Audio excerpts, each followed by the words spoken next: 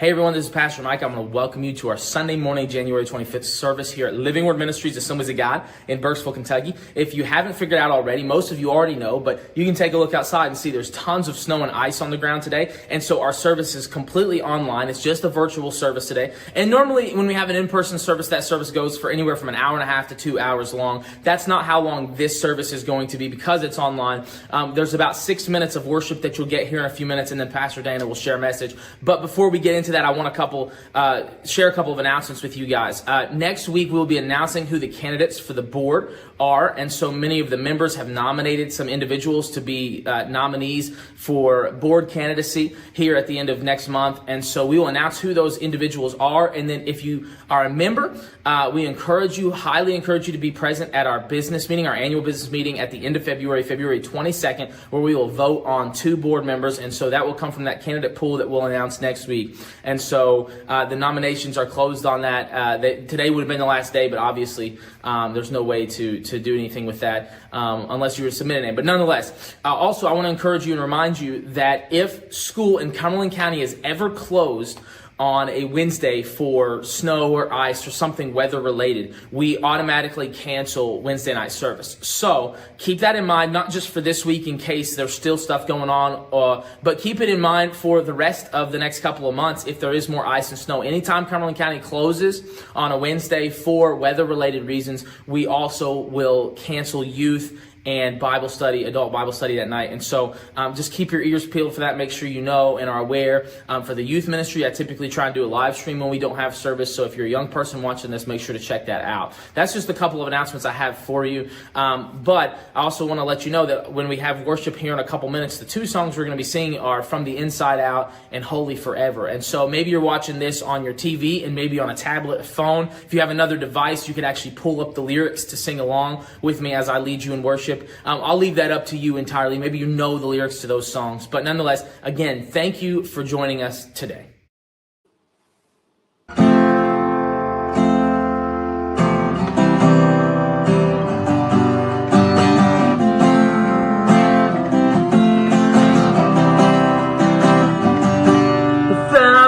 Times I'm failed, still your mercy remains. And should I stumble again, still I'm caught in your grace. Everlasting, your light will shine when all else fades. Never ending, your glory goes beyond all faith.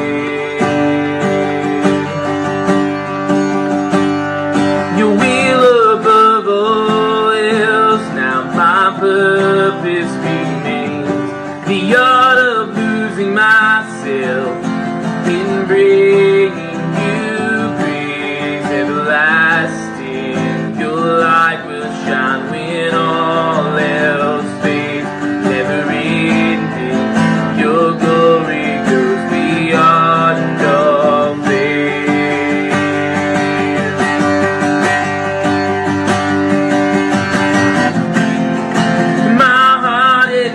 Lord, I give you control. Consume me from the inside out, Lord. Let justice and peace become my embrace. To love you from the inside out, everlasting. Your light will shine when all else fades. Never ending, your glory goes beyond all faith. And the cry of my heart is to bring you praise from the inside out, Lord. My soul cries out.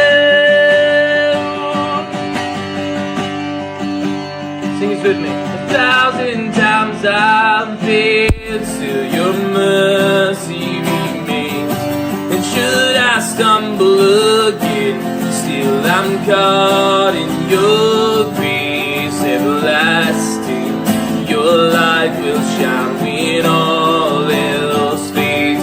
Never ending, your glory goes beyond all faith.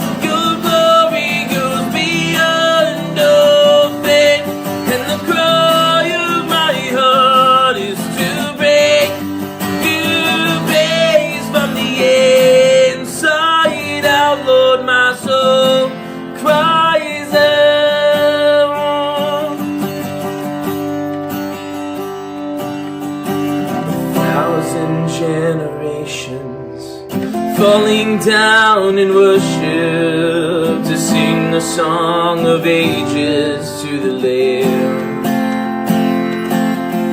And all who've gone before us, and all who will believe, will sing the song of ages to the Lamb.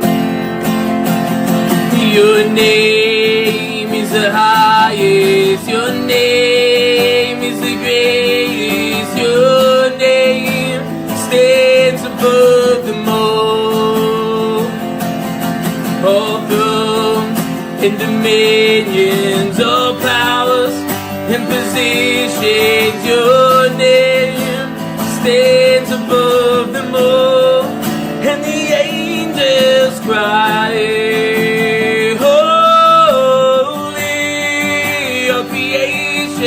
cries, holy, you are lifted high, holy, holy forever.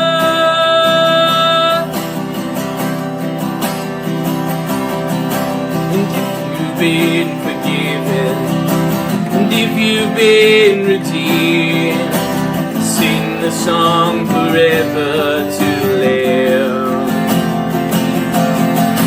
And if you walk in freedom, and if you bear his name, sing the song forever to live. Yeah, we'll sing the song forever and amen, and the angels crying,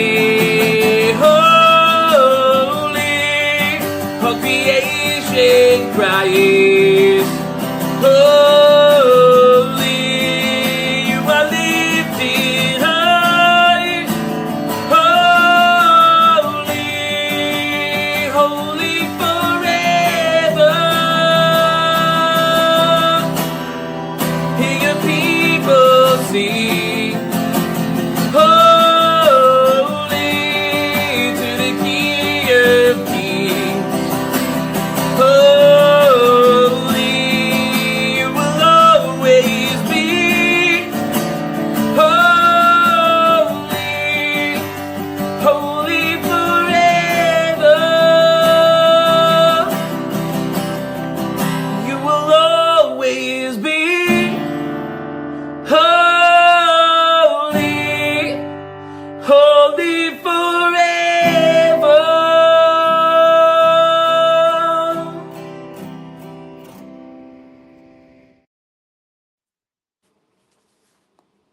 Hey, good morning, everybody. I want to appreciate my son for taking care of the worship and announcements. Do remember this next coming Sunday, we will be announcing the board member candidates.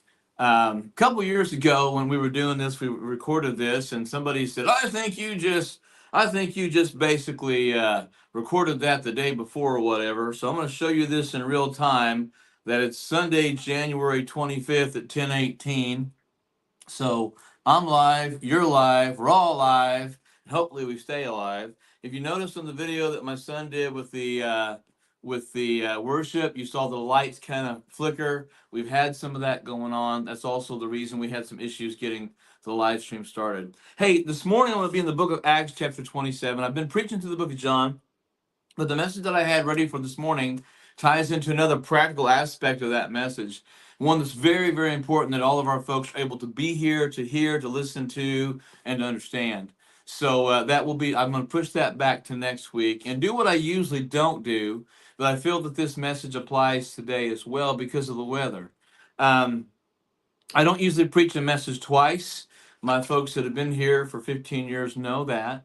And this message I recently preached, not here, but to another group of people. And I'm going to make it apply to where we are today. We have had, like I said, snow, slush, ice. There's about 4 inches of slush in the church parking lot right now.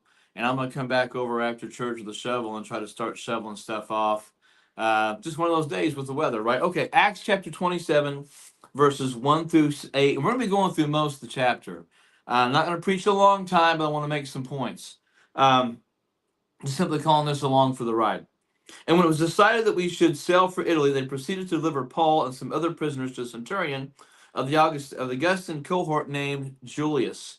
And embarking on an Andromedan ship, which was about to sail to the regions along the coast of Asia, we put out to sea, accompanied by Aristarchus, a Macedonian of Thessalonica. And the next day we put out at Sidon, and Julius treated Paul with consideration and followed him to go to his friends and receive care. And from there we put out to sea and sailed under the shelter of Cyprus because the winds were contrary. So they were sailing close to ground, close to land, so they would have some cover of the land. And when we had sailed through the sea along the coast of Cilicia and Pamphylia, we landed at Myra in Lycia. And there the centurion found an Alexandrian ship sailing for Italy, and he put us aboard it. Most likely, this ship was headed to Egypt, and it had on it, ultimately, a lot of wheat, a lot of flour, a lot of things like that. And when we had sailed daily, slowly for a good many days, and with difficulty had arrived off Cnidus, since the wind did not permit us to go further, we sailed under the shelter of Crete off Salmone. And with difficulty, sailing past it, we came to a certain place called Fair Havens, near which was the city of Lasea. So they are having all sorts of issues, all sorts of problems with the wind, not with the ship, not with the sailors, but with the wind. Something's going on in the atmosphere, and it was going to cause a lot of trouble, just like the snow coming in Friday evening around here, around the nation. Looking at Facebook yesterday and today was a hodgepodge of road closings, school closings, church closings. There was a montage of slide-offs of cars everywhere, even among those that know how to drive on the stuff, because the wind was bad, the snow was heavy, you got ice and freezing rain and sleet and all other sorts of things on top of that. And so they're at this place now where they realize the sailing's been difficult. And when sailing is difficult, it takes you a little bit longer to get there. When I was a kid, up until I was about fifth grade, my mom would never let me ride my bike anywhere by myself. And probably she was just being a good mom. But there were times that my dad would take me to Little League baseball games. There was a school award thing for fourth and fifth graders, and my dad got me there late for that. My dad would also be taking me somewhere because he had a drinking problem. Would be drinking way too much and would think, oh, I need to stop there. So he'd stop there instead of 5 or 6 minutes for like 10 or 15 or 20 minutes. And I remember being late for ball games, for award ceremonies. I remember just being late everywhere. And as a fifth grade kid, I was like, Mom, I've got to ride my bike. If school's not, school's out, I need to ride my bike. And so my mom finally let me start riding my bike. Matter of fact, I got to a game one night, 10 minutes late, and the coach wouldn't play me that night. And I begged and begged, I said, look, my dad's a drunk and this and that. He got me here late. Can you please let me play? And they wouldn't let me play. So the next day when we had practice, I got on my bike and I rode after when it's springtime, early summer. I got there and I'm like, look, coach, and I talked to him. I said, my dad always gets me here late, and I'm begging you. That was why I was late. I was an all-star player and I was a good player. And finally, the assistant coach, he said, okay, tell you what, Dana, I will start coming and picking you up. I drive by your house to come to the plate, to the ball field and stuff. So he started picking me up. I never missed a game. I was never late for a game, never missed a tournament game. On all those trips and things, I got to go. But because my dad had his own kind of agenda and went about 35 miles an hour everywhere he went, we were always late. And if you've ever been around me, you know I'm always early. That's probably why. So all these sailors they're struggling because the wind's contrary, they can't get where they're going. But look what it says in verses 9 and 10. And when considerable time had passed, and remember, Paul wants to get to Italy, Paul wants to get to Rome because he's supposed to meet with the leaders there. The voyage was now dangerous, since even the fast was already over. Paul began to admonish them, and he said, men, I perceive that the voyage will certainly be attended with damage and great loss, not only of the cargo and the ship, but also of our lives. So Paul speaks up and he goes, okay, guys, here's the deal. Paul's a man of prayer, that I guarantee the men on the ship had heard him pray.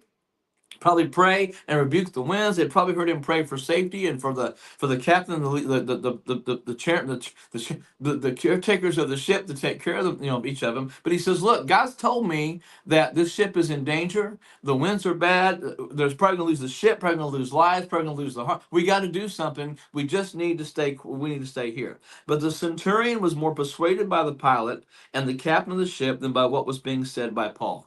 Right there is the biggest mistake. Sometimes people will say to us things and we think, we don't want to hear that. We need to listen a lot more carefully than we ever really do. And that's not just for husbands and wives and husbands and kids and grandparents and things like that. This is about hearing what the Holy Spirit says. Now, most of these people, Paul's under the charge of a centurion who's most likely not a spiritual or doesn't even have any spiritual life at all. He probably follows all the gods of Rome. If you remember Mars Hill in that situation, to the unknown God, they put idols up to the unknown God. But Paul warns him. He says, hey, we got to be careful. But the centurion was more persuaded by the pilot. The centurion, who wasn't a boat guy, he never steered a ship. All he cares about is, I got to get Paul before there. I've been commissioned by the leaders to get him there. And because the harbor was not suitable for wintering, the majority reached the decision to put out to sea from there if somehow they could reach Phoenix, a harbor of Crete facing southwest and northwest, and spend the winter there. So they say, you know what? This harbor is not set up for a ship of this size and this many people to harbor here all winter. We need to go further. So all of a sudden they stop listening to Paul, and circumstances become a whole lot more important than what really needs to be dealt with and addressed. And when a moderate south wind, verse 13, came up, supposing they had gained their purpose, they weighed anchor, they began sailing along Crete close inshore. So basically the wind starts, they're like, hey, the gods are with us. Paul warned them, don't go, gonna lose the ship, gonna lose lives, gonna lose stuff, don't go. So, but the wind's there, they're like, hey, we can make it, we can get to Phoenix, whatever. But before very long, there rushed down from the land a violent wind called a Euraquelo, a nor'easter had come. So now Paul's warning is starting to come to the forefront. And when the ship was caught in it and could not face the wind, we gave way to it and let ourselves be driven along. The wind got so bad that they couldn't steer. They just took their hands off the wheel and said, okay, wherever the wind blows us, we will go. And sometimes in life, you and I are along for the ride. I was along for the ride with my dad when he would drive 35 miles an hour and stop wherever he needed to stop, because that was the way he did things. He didn't really care about me getting to games on time. He didn't really care about me being into school stuff on time. And it bothered me, but I was along for the ride. I was a fifth grader. I couldn't drive anywhere. I couldn't get myself there. And finally, my mom said, yes, you can ride your bike. He was along. So these guys on the boat, they're just along for the ride. They should have listened to Paul. And running under the shelter of a small island called Clauda, we were scarcely able to get the ship's boat under control. So once again, the wind keeps going, stuff keeps happening, and sometimes in life, everything seems more and more out of your control. Our service this morning was out of our control. Why? Because weather came in. We've had the power was out at the parsonage for about 3 to 5 minutes this morning. There's power outages all over the county. Power outages all over the state in different places and all over the nation. But all of that weather has impacted church services today. And so a lot of people stayed home. A lot of people are probably still in their pajamas watching stuff and fixing breakfast and who knows what else you're doing. But we're along for the ride. We're along for the ride because the wind, the rain, the snow, the sleet, and everything else that came. And after they'd hoisted it up, they used supporting cables in undergirding the ship. And fearing they might run aground on the shallows of Syrtis, they let down the sea anchor, and so let themselves be driven along. So they pulled up the anchor, and now they're going, and suddenly this nor'easter comes, and now they're letting the anchor drag. They have no idea where they're going to go. In other words, if you were on this ship at this point, you're thinking, oh my goodness, we're in trouble. Somebody's going to die. We don't know what's happening. And I want you to remember that Paul spoke, and he said, men, I'm telling you. So he spoke to everybody. He said, guys, we need to get our act together. We need to make sure that we do not go on this boat. We need to stay here. We need to winter here. It doesn't matter what the circumstances are. If we go out there, we're going to be in a lot of trouble. And now they're undergirding the ship. They're trying to hold the thing together. The next day, we were being violently storm-tossed. they began to jettison the cargo. So now all the stuff the ship was hired for to take, they're throwing it off. Well, that's an insurance claim waiting to happen. And on the third day, they threw the ship's tackle overboard with their own hands. Whatever wasn't tied down or necessary was going. Stuff was being thrown over. And since neither sun nor stars appeared for many days, and no small storm was assailing us, from then on, all hope of our being saved was gradually abandoned. There's an old saying, abandon all hope, ye who enter here. These guys had no hope. They had no, everybody's thinking we're going to die. I guarantee even the sailors, they're watching stuff go overboard. They're watching the ship's tackle, the furniture, the hardware. They're throwing everything over. And now they've not seen the sun. They've not seen the stars. This thing is a huge, huge storm. And they have no idea where they're going. They're just floating along. And if you're a sailor, you know you're in trouble. And when they'd gone a long time without food, you see, they'd also probably been throwing some food or storing that food, holding it back, thinking, we got to keep it just in case we stay alive. Paul stood up in their midst and he said, men, you ought to have followed my advice and not to have set sail from Crete and incurred this damage and loss. Have you ever wanted to tell somebody, told you so? You ever wanted just to kind of get beside somebody and smile almost in a smirky way and said to yourself, didn't I tell you this was going to happen? That sometimes is a very, very just feeling and maybe a well-earned feeling. But Paul steps up and he says, guys, I told you, you should have listened. But you know what? Nobody did. Nobody listened. And Paul and everybody else at this point are simply along for the ride. A couple years ago, around the end of March, I got very, very ill. And those in my church you guys will understand and know the story. I became very, very ill, respiratory condition. I was having trouble breathing, coughing, hacking, and I knew I was coming down with pneumonia. Went to a local ER. I didn't really beg them to treat me for pneumonia. I knew I was going into it, and I did say, I need you to treat me for pneumonia. And, oh, no, you've got flu.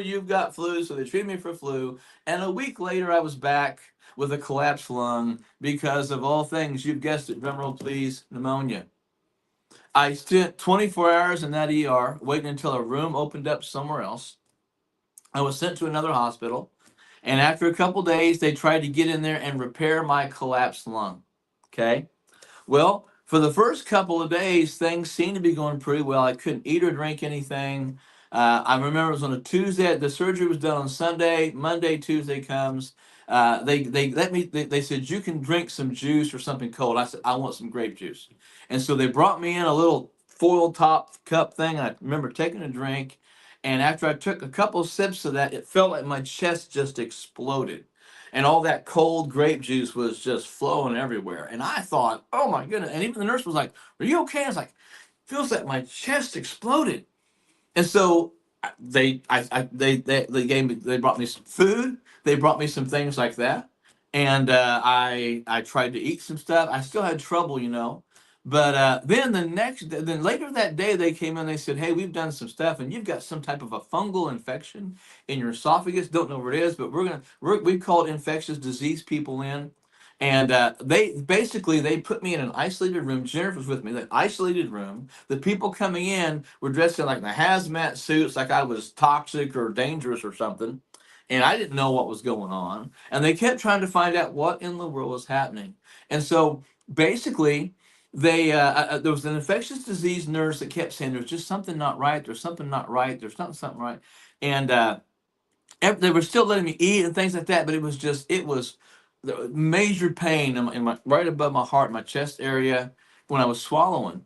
And so finally, this nurse told them that they needed her. She wanted them to do an MRI.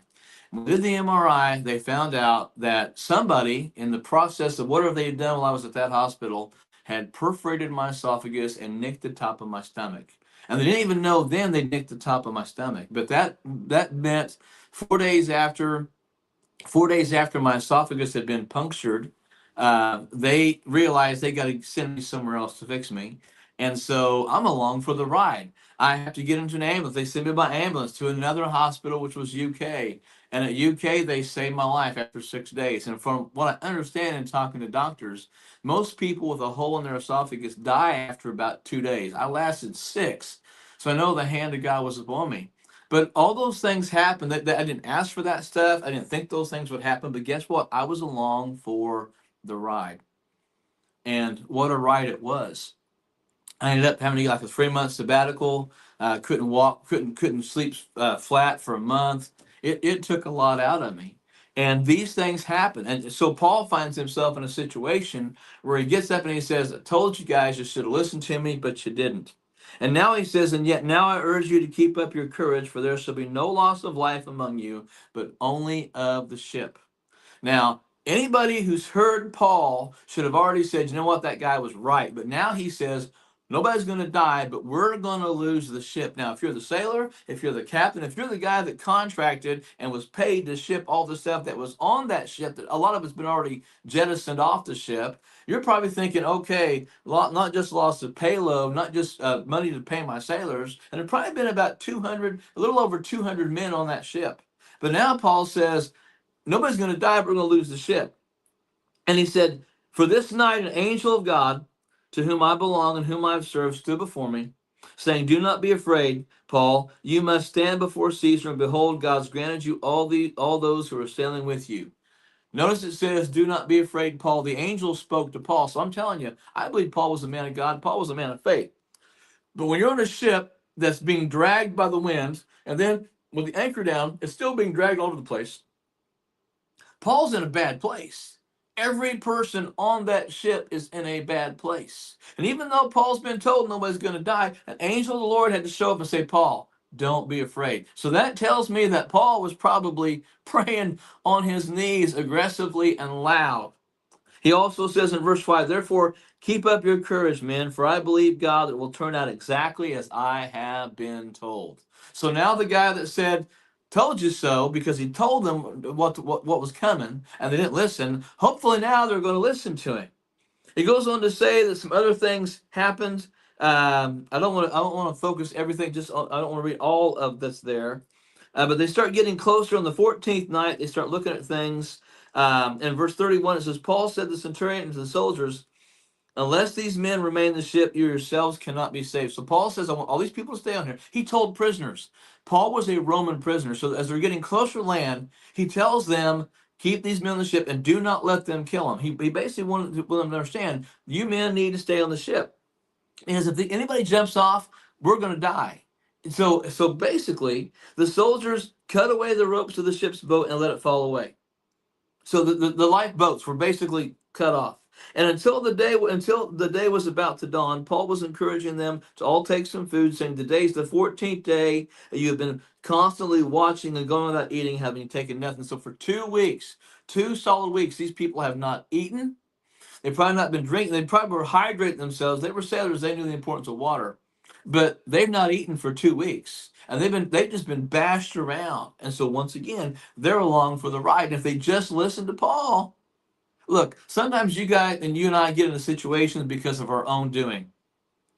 Sometimes you're just along the ride because you're on the boat like Paul was.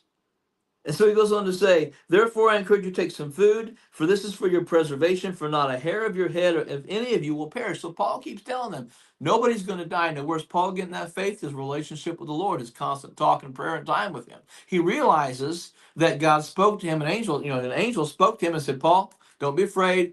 Nobody's going to die. But just keep people focused on who was going to take him and save him.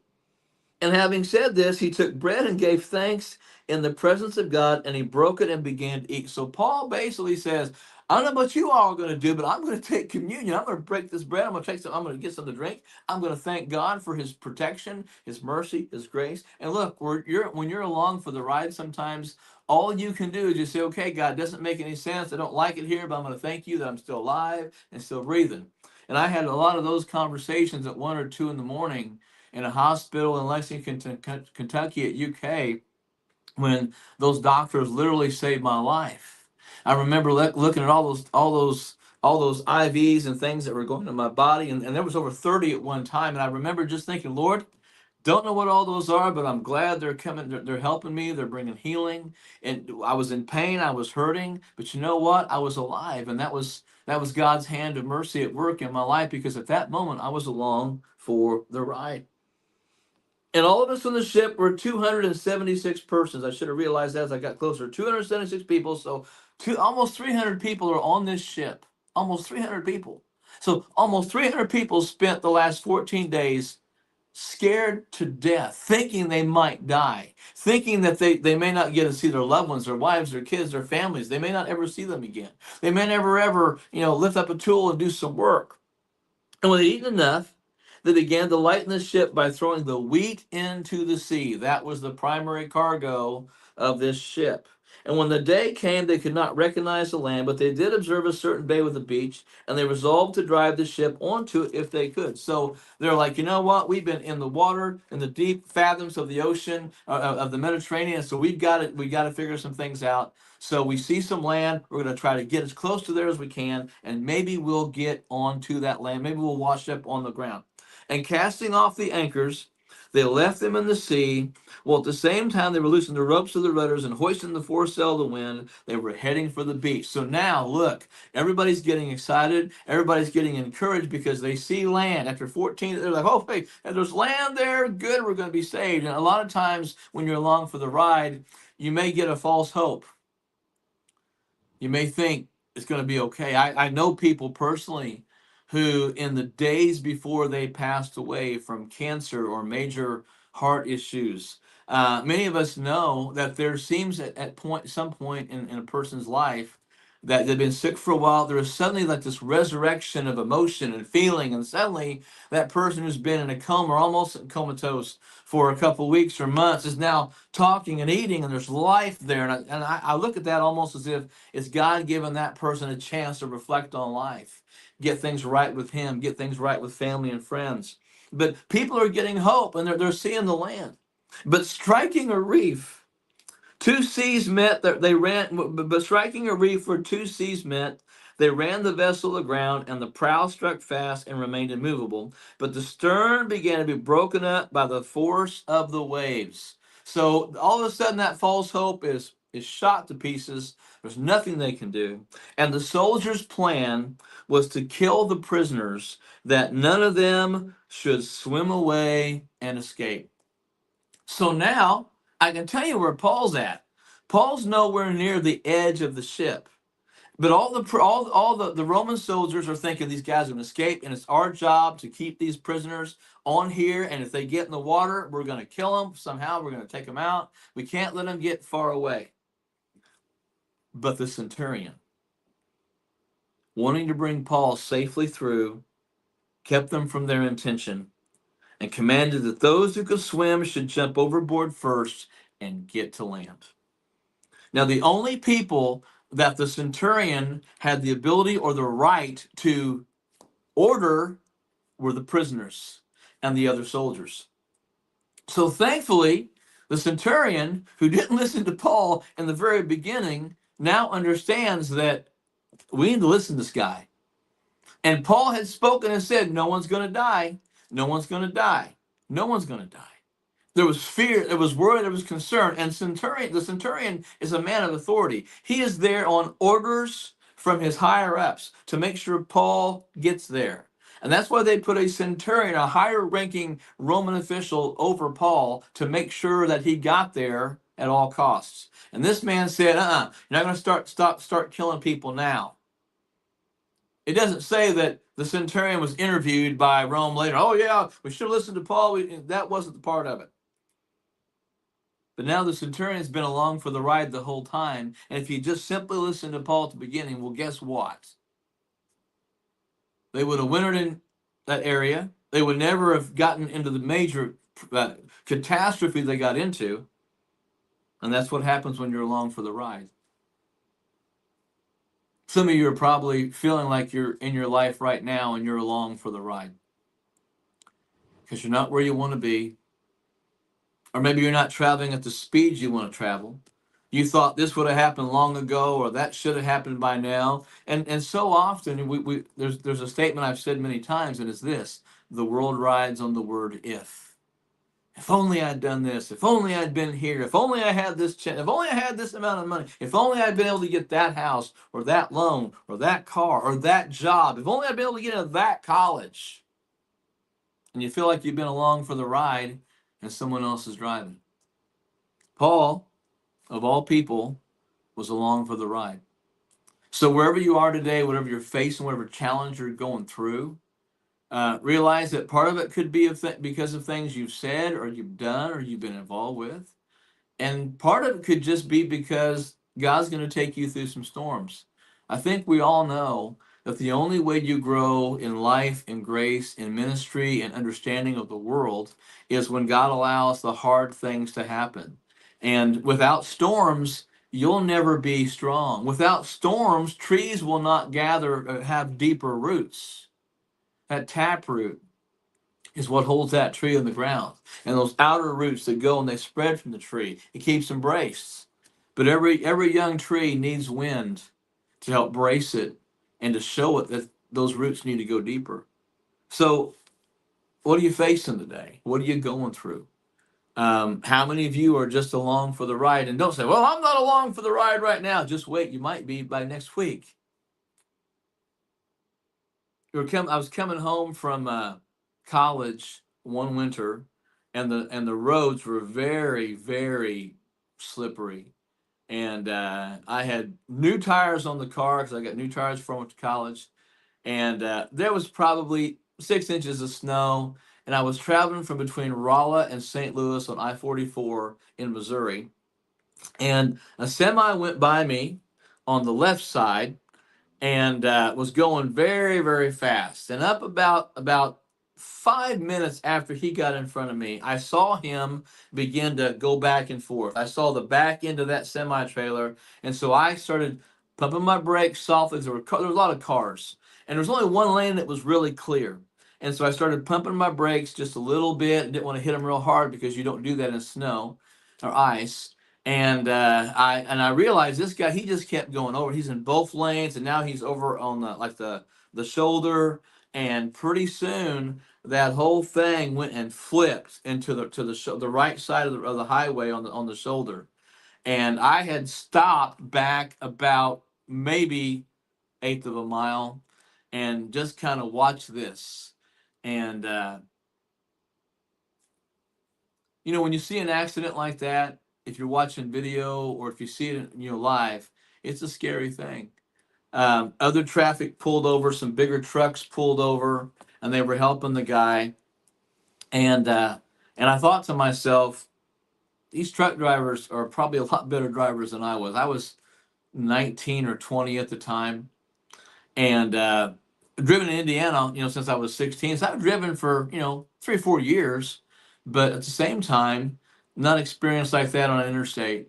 And I kind of waited a few minutes and kind of got myself together, scraped some more ice off my windshield, and cranked the heat a little bit, and looked at my gas tank, and watched traffic, and finally got back on the road. And remember going past that, and the trailer had come off. The semi cab was still upright, but I just drove by that thinking I got to be safer.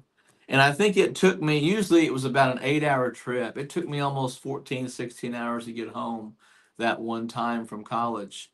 But you know what? I look back and I'm grateful that I decided as a young guy, I was just a punk kid, but I was grateful I decided to go slower. And one of the biggest things that helped me to decide to go slower was what I saw in front of me, because that truck, that was the only vehicle in front of me. And at any given time, I was maybe 50 feet, 100 feet behind it, watching that trailer go, and I'm slowing down. I'm thinking, oh my goodness, what am I going to do? In one sense, I was along for the ride. And I learned a lot from the guy in front of me who was along for the ride. And so a lot of times in life, folks, where you are may be because of your own choices. And we all make bad choices. We all make mistakes. We all do dumb things from time to time. But if you feel today like your life's you're in the passenger seat and you may be duct taped into that seat because you're scared to death of who's driving, or you're scared to death because of the circumstances that have put you in that passenger seat. Put your faith in the Lord. The angel said to Paul, "Don't be afraid." So that tells me emphatically that Paul, as a human being, as an apostle, this is the apostle Paul we're talking about. Same guy they stoned at Lystra and walked back into town, you know. Paul was afraid. Paul was just along for the ride. He warned them and they wouldn't listen. And sometimes people have warned you and you wouldn't listen. And sometimes you're just along for the ride because you don't have any idea why you're there, but you are. You may think that about your job. I know people who have gotten pink slips and been fired as businesses downsized. I know people who were laid off and said, "Hey, we'll bring you back probably in a couple months," and that call to come back never happened. I know people who have struggled to pay their bills, to put food on the table. And a lot of times people have said, "God, what in the world's going on?" You put your hands in the air and you're like, "Well, it just doesn't make any sense. I've done all my best." And I also know you can do all the right things and still be along for the ride. Just ask Job. Just ask Paul. Just ask Shadrach, Meshach, and Abednego, or Daniel. So, folks, let's pray. We'll pray for the safety. There have been some power outages in our community. Some of our folks at the church have been affected by those. But we're going to pray that God helps us see what he's doing, okay? Holy Spirit, I'm praying that today you would encourage and inspire us, each one of us that's listening right now, to let you lead us and let you guide us. And Lord, sometimes there's things like right now with the snow, we had no control over the weather, the snow. We just had to just kind of turn aside and let it do what it does and did, and go from there. But I'm thankful for those that are watching from home today. I'm thankful for your hand. I keep them safe. Help the weather outage or the power outages to be taken care of. And just remind us, Lord, remind us of who you are and what you do and why you do those things. God, we're not going to have all the answers all the time. But I pray that even when we're along for the ride, that we'll enjoy the view. Even if that view is terrifying to us or leaves a lot of fears and worries and concerns and questions, help us to know we're safe because you're behind it. And Lord, you took care of the ship. You warned Paul to tell them. He did. They didn't listen. Paul said no one's going to die.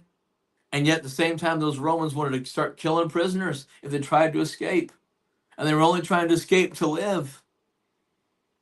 So Lord, there are some that are listening right now that are going through. They're in storms. God, they thought they're underneath 10 feet of snow and it's raining on top of that. It's going to be ice and they can't get out. So I pray you give us wisdom and encouragement and understanding to recognize what it is that you're saying, what it is that you're doing, and where it is that you're taking us.